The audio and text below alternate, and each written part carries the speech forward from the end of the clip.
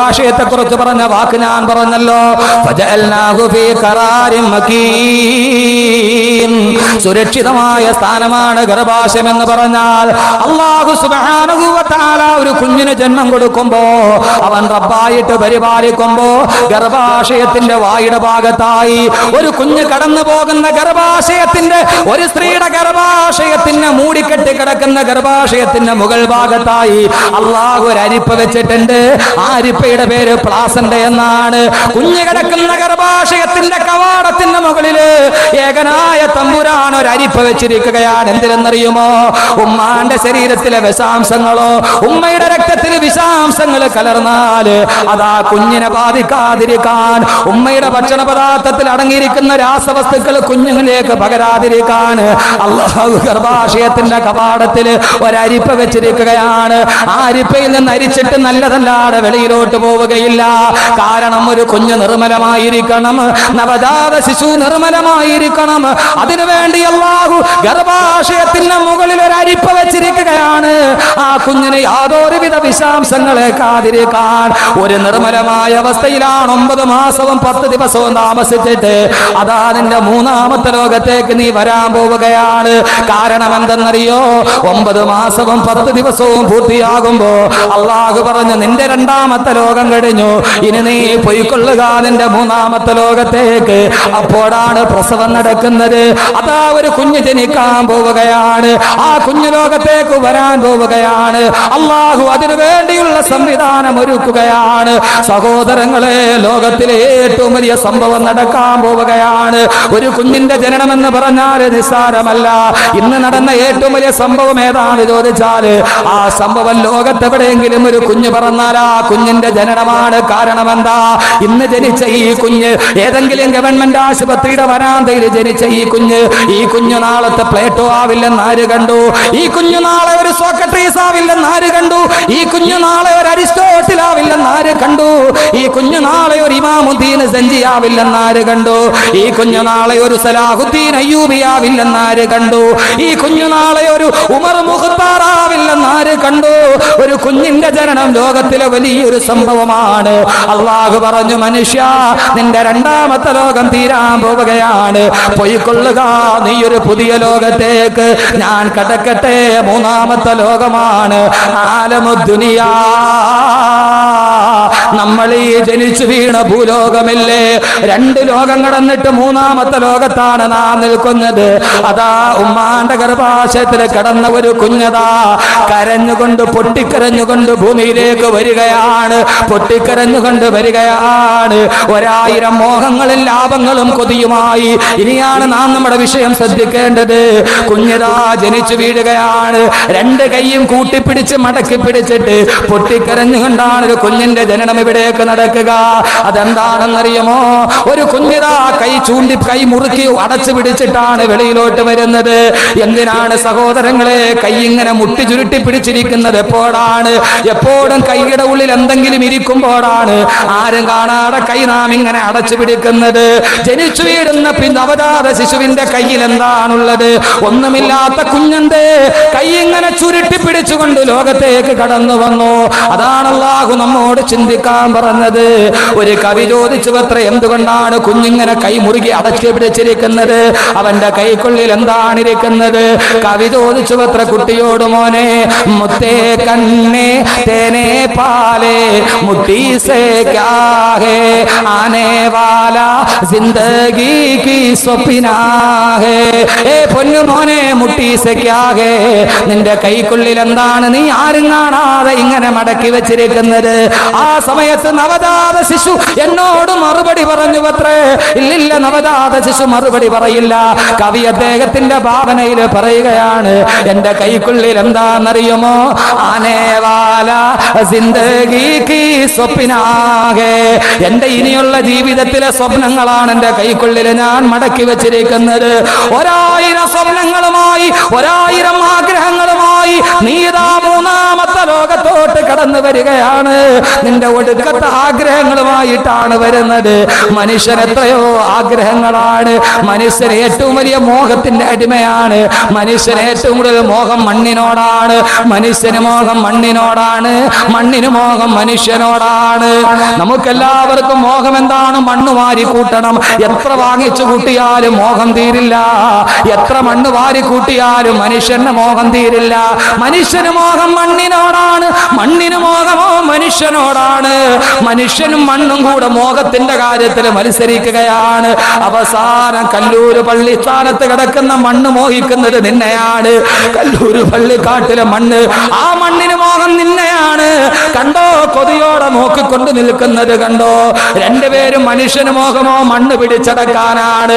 അവസാനം പാവം മനുഷ്യൻ അവൻ മോഹത്തിന്റെ കാര്യത്തിൽ തോക്കുകയാണ്. എല്ലാം തോട്ടവൻ പോയി മണ്ണിലും മലർന്ന് കിടക്കുമ്പോ ചെവിയിൽ വന്നിട്ട് മണ്ണ് ചോദിക്കും, എടാ ഭീരു, നീ എന്നെ മോഹിച്ചവനല്ലേ? പക്ഷേ ഇതാ നീ എന്റെ മുമ്പിൽ വന്ന് മലർന്ന് കിടക്കുകയാണ്. 1000 മോഹങ്ങളുമായി കടന്നു വരുന്ന മനുഷ്യലോകമേ, നിന്റെ ജീവിതത്തിന്റെ 3-ാം ഘട്ടമാണിത്. ആലമുദ്ദുനിയാ, ആലമുദ്ദുനിയാ. ഇതാ നിന്റെ ലോകം അടുത്തു, 3-ാമത്തെ ലോകമെന്ന് അള്ളാഹുവിന്റെ വിശുദ്ധ ഖുർആൻ. നമ്മൾ 3-ാമത്തെ ലോകത്തെത്തി. ആ ലോകമാണ് ആലമുദ്ദുനിയ. ഇപ്പൊ നമ്മൾ നിൽക്കണ ലോകം. ഉമ്മാന്റെ ഗർഭാശയത്തിൽ നിന്ന് കരഞ്ഞോണ്ടിറങ്ങി വന്ന നമ്മൾ. അള്ളാഹു പറഞ്ഞു, നിന്റെ 2 ലോകം കഴിഞ്ഞു. ഇനി നീ എന്ത് ചെയ്യണം? ഇനിയും 2 ലോകം കൂടെ ഉണ്ട്. 4 ലോകങ്ങളിടയിൽ 2 ലോകം അപ്പുറം കഴിഞ്ഞുപോയി. ഇനി 2 ലോകം വരാനുണ്ട്. ഇതിന് 2നെയും നടുക്കാണ് നമ്മളിപ്പോ ജീവിക്കുന്നത്. 2 കഴിഞ്ഞുപോയി, ഇനി 2 വരാനുണ്ട്. ഇത് 2ന്റെയും നടുക്കാണ് നാം ജീവിക്കുന്നത്. അള്ളാഹ് പറഞ്ഞു, നിന്റെ ഇന്നലകളെ നോക്കി ഇന്നുകളെ നന്നാക്കി നാളേക്ക് വേണ്ടി നീ കരുതിയിരിക്കുക. അള്ളാഹു തൗഫീക്ക് നൽകട്ടെ. 3-ാമത്തെ ലോകത്തെത്തി. ഇനിയാണ് നമ്മുടെ റോള്. ബാക്കി 2 ലോകത്ത് നമുക്കൊരു റോളും ഇല്ല. അള്ളാഹ് തന്നെയാണ് എല്ലാം ചെയ്യുന്നത്. 3-ാമത്തെ ഘട്ടത്തിലെത്തുമ്പോ ഇനി റോള് നമുക്കാണ്. അള്ളാഹ് നമ്മളോട് എന്ത് പറഞ്ഞു വിട്ടു? ഓരോ ലോകം കഴിയുമ്പോൾ ആയുസ് കൂടി വരും. ആലമുൽ അർവാഹിൽ എത്ര സമയം ആയുസ് കൂടി വന്ന 10 മിനിറ്റ്, എല്ലാ കാര്യവും കഴിയും. ഉമ്മാന്റെ ഗർഭാശയം എന്ന് പറയുന്ന 2-ാമത്തെ ലോകത്ത് വന്നപ്പോ ആയുസ് എത്രയാ? 9 മാസവും 10 ദിവസം. അപ്പൊ വളരെ അപൂർവമായിട്ട് നേരത്തെ ഇപ്പൊ നടക്കും. 9 മാസം 10 ദിവസം അങ്ങനെ തികയാറില്ല അല്ലെ? അതിന് മുമ്പ് ഓപ്പറേഷൻ ചെയ്തെടുക്കും. പണ്ടെല്ലാം മുഴുവൻ പേറായിരുന്നു, ഇപ്പൊ എല്ലാം കീറാണ്, സിസേറിയൻ. അപ്പൊ ആദ്യം 10 മിനിറ്റ്. അടുത്ത ലോകത്ത് നിന്നും ആയുസ് ഇത്രയും കൂടെ കൂടി. ഇനി അടുത്ത ലോകത്ത് വരുമ്പോ ഇത്രയും കൂടെ കൂടും. അള്ളാഹുവിന്റെ റസൂൽ പറഞ്ഞ 60-നും 70-നും ഇടയ്ക്ക് ആയുസ് കൂടി വരികയാണ്. ഇനി അടുത്ത ലോകത്ത് പോകുമ്പോൾ അതിലും കൂടും. പിന്നെ 5-ാമത്തെ ലോകത്ത് ചെല്ലുമ്പോൾ ഒരു പരിധിയില്ല ആയുസ്. ഖാലിദീന ഫീഹാ അബദാ.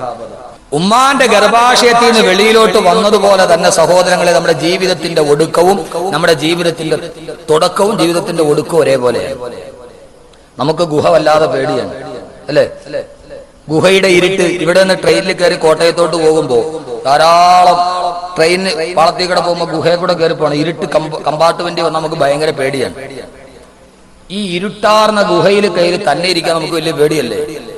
ഇവിടെ മോനെ, നീ വന്നത് ഉമ്മാന്റെ ഗർഭാശയം എന്ന് പറയുന്ന ഏറ്റവും വലിയ ഇരുട്ടിലാണ്. ഖൽഖം മിൻ ബഅദി ഖൽഖിൻ ഫീ ദുലുമാത്തിൻ സലാസ്. കൂരാക്കൂരിട്ടായ ഗുഹയിൽ നിന്ന് വന്ന നീ ഇനിയും പോകേണ്ടത് വേറൊരു ഗുഹയിലേക്കാണ്. 6 അടി മാത്രമുള്ള വേറൊരു ഗുഹയിലേക്ക്. ഈ തുടക്കവും ഒടുക്കവും ഒരേപോലെ ആയതൊരു ആകസ്മികതയാണോ? ആണ്. സാധാരണ നമുക്കൊരു കുഞ്ഞ് പിറന്നു എന്ന് കേട്ടാല് ലേബർ തിയേറ്ററിന്റെ ഫ്രണ്ടിൽ നിൽക്കുമ്പോ നേഴ്സ് കൊണ്ടുവന്ന് തരും കുഞ്ഞിനെ. എങ്ങനെയാ തരുന്നത്? നല്ല വെള്ള തുണിയിൽ പൊതിഞ്ഞ് നേഴ്സ് കൊണ്ടുവന്ന് ഇങ്ങനെ 2 കൈയിലും പിടിച്ചുകൊണ്ട് വന്ന് തരും. നമ്മൾ 2 കൈ നീട്ടി മേടിക്കും. അങ്ങനല്ലേ? നേഴ്സ് 2 കൈകൾ കൊണ്ടെടുത്ത് നമ്മുടെ കയ്യിലോട്ട് വരും, വെള്ള തുണിയിൽ പൊതിഞ്ഞ്. അങ്ങനെ വന്ന നീ ഇവിടുന്ന് പോകുമ്പോ അതേ വെള്ള തുണിയിൽ പൊതിഞ്ഞ് കബറിന്റെ കരയിൽ വെച്ച് താങ്ങി എടുത്ത ഒരാൾ തരെ താടെ വെച്ച് വാങ്ങിച്ച് വേറെ ആളതിന്റെ അകത്തിട്ട് മണ്ണിട്ട് മൂടി തീർന്നു. ഈ തുടക്കവും ഒടുക്കവും ഒരേപോലെ ആയത് വെറും ഒരു ആകസ്മികതയാണോ? ആണോ? സഹോദരങ്ങളെ, കമിഴ്ന്ന് വീണാ കൈകുത്തി എഴുന്നേക്കാം, മലന്ന് വീണാലോ? സാധാരണ നമ്മൾ പറയണം, കമിഴ്ന്ന് വീണാ കൈകുത്തി എഴുന്നേക്കാം, മലന്ന് വീണാലോ? മലന്ന് വീണാ പിന്നെ കൈകുത്താൻ പറ്റുമോ? അങ്ങനെ തന്നെ കിടക്കുകയാണ്. എന്തേ മയ്യത്ത് മലത്തിൽ കിടത്തിയത്? കമിഴ്ത്തി കിടത്തിക്കൂടായിരുന്നു. മലന്ന് വീണ അതിന്റെ അർത്ഥം ഇനി നിനക്കൊന്നും ചെയ്യാൻ പറ്റൂല. മയ്യത്ത് മലത്തിൽ തന്നെ കിടത്തി, എന്തെങ്കിലും ഒന്നും ചെയ്യാൻ പറ്റൂല. അവിടേക്ക് നീ പോവുകയാണ്. അതുകൊണ്ട് അല്ലാഹു ആലമദുനിയായിലേക്ക് മൂന്നാമത്തെ ലോകത്തേക്ക് നമ്മെ പറഞ്ഞു വിടുമ്പോ അല്ലാഹു പറഞ്ഞതെന്താണെന്നറിയോ? അല്ലാഹു പറഞ്ഞതെന്താണെന്നറിയുമോ? സഹോദരങ്ങളെ, അല്ലാഹു അവന്റെ റബ്ബ് എന്ന് പറയുന്ന അവൻ ഏറ്റെടുത്ത ദൗത്യം അല്ലാഹു അതേപടി വിവരിക്കുകയാണ്, അല്ലാഹു അതേപടി നിലനിർത്തുകയാണ്. നിങ്ങൾക്കറിയുമോ ഒരു കുഞ്ഞ് ജനിക്കുമ്പോൾ അവന്റെ ശരീരത്തിൽ ഏതാണ്ട് 320ഓളം അസ്ഥികളുണ്ട്. പക്ഷേ അവന് പ്രായപൂർത്തിയായി കഴിയുമ്പോ അവന്റെ ശരീരത്തിൽ ആകെ 260 അസ്ഥികളാണുള്ളത്. ബാക്കി 60ഓളം അസ്ഥികൾ എവിടെ പോയി ആർക്കും അറിയില്ല. ഒരു കുഞ്ഞ് ജനിക്കുമ്പോൾ 320 അസ്ഥികളുണ്ട്. പക്ഷേ അവന്റെ ശരീരം ഉറച്ചു കഴിഞ്ഞാൽ ബാക്കി ആകെ 260 അസ്ഥികളാണുള്ളത്. ബാക്കി 60 എണ്ണം എവിടെ പോയി അറിയുകയില്ല. എന്താണ് അതിന്റെ സംവിധാനം എന്ന് നിങ്ങൾക്കറിയുമോ? ഒരു കുഞ്ഞുമ്മാന്റെ ഗർഭാശയത്തിന്റെ ഉള്ളിൽ കിടക്കുമ്പോ, ഉദാഹരണത്തിന് പറഞ്ഞാൽ അവന്റെ തലസ്ഥികളുണ്ട് തലയോട്ടിയിൽ. ഒരു കുഞ്ഞുമ്മാന്റെ ഗർഭാശയം സുഖപ്രസവത്തിന് വേണ്ടി വെളിയിലോട്ട് വരുമ്പോ നമുക്കറിയാമല്ലോ, സുഖപ്രസവം നടക്കാൻ ആദ്യമായിട്ട് കുഞ്ഞിന്റെ തലയാണ് പ്രസവം നടക്കുമ്പോൾ വെളിയിലോട്ട് വരിക. ആ സമയത്ത് അല്ലാഹു തലയോട്ടിയിൽ 6 അസ്ഥികൾ വെച്ചിട്ടുണ്ട്. അത് പ്രസവത്തിന് വേണ്ടി ഗർഭാശയത്തിന്റെ ഗുഹാമുഖത്ത് വരുമ്പോ അല്ലാഹു ഒരു എല്ലിനെ നിരക്കി മറ്റൊന്നിന്റെ മുകളിൽ കയറ്റും. ഈ 6 എല്ലുകളും കൂടി പരസ്പരം നിരങ്ങി ചെറുതായി തല ചെറുതാകുമ്പോഴാണ് സുഖപ്രസവം നടക്കുന്നത്. ആ എല്ലുകളെങ്ങാനും അങ്ങനെ ഇരുന്നാൽ, അതങ്ങാനും നിരങ്ങാതെ അങ്ങനെ തന്നെ നീണ്ടിരുന്നാൽ കുഞ്ഞിനുമ്മാന്റെ ഗർഭാശയത്തിൽ നിന്ന് വെളിയിലേക്ക് വരാൻ കഴിയില്ല. തലയോട്ടിയിലെ 6 അസ്ഥികൾ പരസ്പരം നിരങ്ങി മുകളിലോട്ട് കയറിയിരുന്ന് തല ചെറുതായിട്ടാണ് പ്രസവം നടക്കുക. അങ്ങനെ ആ കുഞ്ഞ് തല ചെറുതായി ഉമ്മാന്റെ ഗർഭാശയത്തിൽ വെളിയിൽ വന്നാലോ ഉടനെ അവന്റെ എല്ലുകൾ കൂടിച്ചേരുകയില്ല. ആവശ്യം കഴിഞ്ഞാൽ കൂടിച്ചേരുകയില്ല. കാരണം എന്താണെന്നറിയുമോ? തലയോട്ടിയിലെ 6 എല്ലുകളും കൂടെ കൂടി ജോയിന്റായി കഴിഞ്ഞാല് ആ പൊന്നമോന്റെ തലച്ചോറ് വികസിക്കണ്ടേ? അവന്റെ തലച്ചോറ് വളരുന്നതിനനുസരിച്ച് അവന്റെ തലയോട്ടിയോ വലുതായാലല്ലേ ആ കുഞ്ഞിന് സ്വന്തം ബുദ്ധി ഉണ്ടാവുകയുള്ളൂ. അതല്ലാതെ തലച്ചോറ് വളരാനെങ്ങാനും ഇടമില്ലാതിരുന്നാല് അവൻ മന്ദബുദ്ധിയായി പോകുമെങ്കിൽ പലരും പറയാറില്ലേ, മസ്തിഷ്കത്തിന് പൂർണ്ണ വളർച്ച എത്തിയിട്ടില്ല. അല്ലാഹുവേ, പടച്ചറമ്പേ, നീ വല്ലാത്ത കാരുണ്യവാനാണ്. ഇത് രാത്രിയാന്ന് ഞങ്ങൾ തിരിച്ചറിഞ്ഞത് നീ വിശേഷ ബുദ്ധി തന്നത് കൊണ്ടാണ്. അതിന്റെ തലച്ചോറ് പൂർണ്ണ വളർച്ച എത്തുന്നത് വരെ തലയിലെ എല്ലുകൾ അങ്ങനെ തന്നെ ഇരിക്കും. തലച്ചോറ് പൂർണ്ണ വളർച്ചയായ 6 എല്ലുകളെയും കൂടെ യോജിപ്പിച്ചിട്ട് അല്ലാഹു വെറും 3 എല്ലുകളാക്കി കൂട്ടിവെച്ച് സുരക്ഷിതമാക്കുകയാ. കാരണം ഇനി അവൻ വലിയ തലയിൽ ചുമടെടുക്കാനുള്ളവനാണ്. പഴയ പോലെ ദുർബലമായ അസ്ഥികളാണെങ്കിൽ പറ്റില്ല. അവൻ വീണാല് താങ്ങേണ്ട അസ്ഥികളാക്കി അല്ലാഹു ശക്തിയുള്ളതാക്കി വെക്കുമ്പോ എത്രയോ സംവിധാനങ്ങളാണ് തമ്പുരാൻ ചെയ്യുന്നതെന്നറിയുമോ? അവനല്ലാതെ മറ്റാർക്കെങ്കിലും ഇത് ചെയ്യാൻ കഴിയുമോ? അല്ലാഹു പറഞ്ഞു, ഇങ്ങനെയൊക്കെ സംവിധാനം ചെയ്ത് നിന്നെ ഞാനിതാ ഭൂമിയിലേക്ക് വിടുകയാണ്. എന്നിട്ട് അല്ലാഹു നമ്മളോടൊരു കാര്യവും കൂടി പറഞ്ഞു, ഈ ഭൂമിയിൽ നീ താമസിക്കേണ്ടത് എത്രയാ? വളരെ പരിമിതമായ കാലഘട്ടമാണ് നിന്റെ 3ാം ലോകത്ത് നീ താമസിക്കേണ്ടത്. എന്നിട്ട് അല്ലാഹു നമ്മളോട് പറഞ്ഞതെന്താ? വത്തഖൂ യൗമൻ തുർജഊന ഫീഹി ഇലല്ലാഹ്. വത്തഖൂ യൗമൻ, ഒരു ദിവസത്തെ നിങ്ങൾ ഓർത്തു വെക്കണേ. തുർജഊന ഫീഹി ഇലല്ലാഹ്. അല്ലാഹു നിങ്ങളെ അവന്റെ അടുക്കലേക്ക് തിരിച്ചു വിളിക്കുന്ന ഒരു ദിവസത്തെ ഓർത്തുകൊണ്ടല്ലാതെ നിങ്ങൾ ഇനി ഭൂലോകത്ത് ജീവിച്ചിരിക്കരുതേ. 3ാമത്തെ ലോകത്ത് വന്നു. അല്ലാഹു നമുക്കൊരു നിർദ്ദേശവും തന്നു. എന്താ നിർദ്ദേശം? വത്തഖൂ യൗമൻ തുർജഊന ഫീഹി ഇലല്ലാഹ്. അല്ലാഹുവിലേക്ക് നിങ്ങളെ തിരിച്ചു വിളിക്കുന്ന ഒരു ദിവസമുണ്ട്. ആ ദിവസത്തെ നിങ്ങൾ ഓർക്കണം. അല്ലാഹു തൗഫീഖ് നൽകട്ടെ. അപ്പൊ ഇനി നമ്മുടെ ജോലി എന്താ? ഈ കാണുന്ന ലോകത്ത് സഹോദരങ്ങളെ 2 ലോകം നമ്മൾ കണ്ടിട്ടില്ല. ഇതിനു മുമ്പ് കടന്നു വന്ന 2 ലോകം കണ്ടിട്ടില്ല. ഇനിയുള്ള 2 ലോകം കാണാൻ പോണതേ ഉള്ളൂ. ആകെ കണ്ണുകൊണ്ട് കാണണ ഒരു ലോകത്താണ്, 2ന്റെയും നടുക്കാണ് നമ്മൾ നിൽക്കുന്നത്. ഇവിടെ നമുക്ക് ചെയ്യാനുള്ളത് എന്താ? അല്ലാഹു സുബ്ഹാനഹു വ തആല നമ്മെ ഭൂമിയിൽ അല്ലാഹു മനുഷ്യനെ എന്ത് ചെയ്തു? അല്ലാഹു ഭൂമിയെ മുഴുവനും നമുക്ക് വേണ്ടി ഒരുക്കി തന്നു. അല്ലാഹു ഭൂമിയെ മുഴുവനും നമുക്ക് വേണ്ടി ഒരുക്കി തന്നു. എന്നിട്ട് പറഞ്ഞു, എന്റെ അതിഥിയായിട്ട് നീ ഇവിടെ താമസിച്ചു. അല്ലാഹു പറഞ്ഞു, തുർജഊന ഫീഹി ഇലല്ലാഹ്, നിന്നെ അല്ലാഹുവിലേക്ക് തിരിച്ചു വിളിക്കും. അല്ലാഹു വിളിക്കൂന്നല്ല പറഞ്ഞ, തിരിച്ചു വിളിക്കൂന്നാ പറഞ്ഞത്. കാരണം എന്താ? തിരിച്ചു വിളിക്കുക എന്ന് പറഞ്ഞാൽ എങ്ങനെയാ തിരിച്ചു വിളിക്കണേ? നമ്മുടെ അടുത്തുനിന്ന് പോയ ആളെ തിരിച്ചു വിളിക്കാൻ പറ്റുള്ളൂ. അല്ലാതെ വെറുതെ ഒരുത്തരെ തിരിച്ചു വിളിക്കാൻ പറ്റൂ? അയാളെ വിളിക്കാനല്ലേ പറ്റുള്ളൂ. അള്ളാഹ് പറഞ്ഞു തുർജഊന ഫീഹി ഇലല്ലാഹ്. റജഅ എന്ന് പറഞ്ഞാൽ അതിന്റെ അർത്ഥം മടങ്ങി എന്നാണ്. നമ്മുടെ അടുത്ത് നിന്ന് പോയ ആളെ തിരിച്ചു വിളിക്കാൻ പറ്റുള്ളൂ. ഇപ്പൊ അംബാസഡറിനെ തിരിച്ചു വിളിക്കും, സൗദി അംബാസഡറിനെ തിരിച്ചു വിളിക്കും, കാരണം അയാൾ സൗദിയിൽ നിന്ന് വന്നതാണ്. അപ്പൊ അള്ളാഹു നമ്മളെ തിരിച്ചു വിളിക്കുന്നു പറഞ്ഞാൽ എവിടേക്ക് തിരിച്ചു വിളിക്കുന്ന? ഇൻഷാ അല്ലാഹ് നമുക്ക് ഇന്ന് അത് ചർച്ച ചെയ്യാം. അള്ളാഹു തൗഫീഖ് നൽകട്ടെ. 1-2 ഉപദേശങ്ങൾ, അതിനുശേഷം നമുക്ക് ബാക്കി കാര്യങ്ങളിലോട്ട് കിടക്കാം. നമ്മളെ തിരിച്ചു വിളിക്കും എവിടേക്ക്? നമ്മളിപ്പോ എവിടെ നിന്ന് വന്നവരാ? നമ്മളിപ്പോ എവിടെന്നാ വന്നേ? ആദ്യ മനുഷ്യനെ അള്ളാഹു സൃഷ്ടിച്ചത് എവിടെയാ? സ്വർഗത്തിൽ, അല്ലെ? ആദം നബിയെയും ഹവ്വാ ബീവിയെയും അള്ളാഹു സ്വർഗത്തിൽ സൃഷ്ടിച്ചു. ചുരുക്കി പറയാം, എന്നിട്ട് ആദമിനോട് ഹവ്വായോടും പറഞ്ഞു, വയാ ആദമുസ്കുൻ അന്ത വസൗജുക്കൽ ജന്ന, ഓ ആദമേ, നീയും നിന്റെ ഭാര്യയും കൂടി ഈ സ്വർഗത്തിൽ താമസിച്ചു. എന്നിട്ട് അള്ളാഹു പറഞ്ഞു, സ്വർഗത്തിലെ എന്ത് വേണമെങ്കിലും നിങ്ങൾ തിന്നോ, വലാ തഖറബാ ഹാദിഹി ശജറ, ഈ വൃക്ഷത്തിലെ പഴം മാത്രം തിന്നാൻ പാടില്ല. അത് തിന്നാൻ കൊള്ളാത്ത പഴമായതുകൊണ്ടല്ല. അള്ളാഹു പറഞ്ഞു എല്ലാം തിന്നോ, ഇത് മാത്രം തിന്നരുത് എന്ന് പറഞ്ഞതിന്റെ അർത്ഥം എന്താ? അള്ളാഹ് മനുഷ്യനെ പരീക്ഷിച്ചതാണ്. എല്ലാം മുമ്പിൽ കൊടുത്തിട്ട് അള്ളാഹ് ഇത് തിന്നോ, ഇത് തിന്നാൻ പാടില്ല എന്ന് പറഞ്ഞാൽ തന്റെ റബ്ബ് പറഞ്ഞ കാരണത്താൽ മനുഷ്യൻ അത് തിന്നാതിരിക്കുമോ എന്നുള്ള പരീക്ഷിച്ചു.